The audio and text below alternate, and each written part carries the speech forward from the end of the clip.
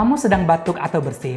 Tahukah kamu saat kamu batuk atau bersin terjadi pelepasan virus dan bakteri melalui pernapasan, baik melalui udara maupun cairan dalam tubuh kita yang dapat menularkan kepada orang lain. Tapi kamu dapat mencegahnya dengan melakukan etika batuk dan bersin yang benar berikut ini. Saat kamu batuk ataupun bersin, jangan lupa selalu menggunakan tisu ataupun sapu tangan untuk menutup hidung dan mulut kamu.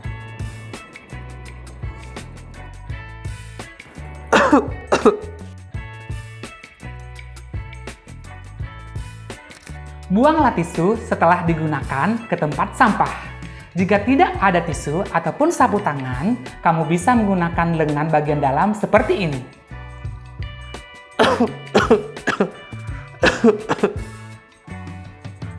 Kamu juga bisa menggunakan masker pada saat kamu batuk ataupun bersin.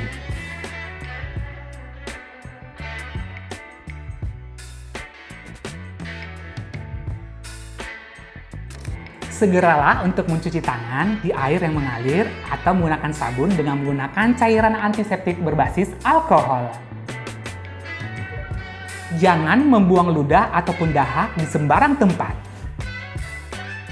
Dengan menjalankan etika batuk yang baik dan benar, kita dapat membantu dalam pencegahan dan pengendalian infeksi di sekitar kita. Salam sehat, salam Indrayana.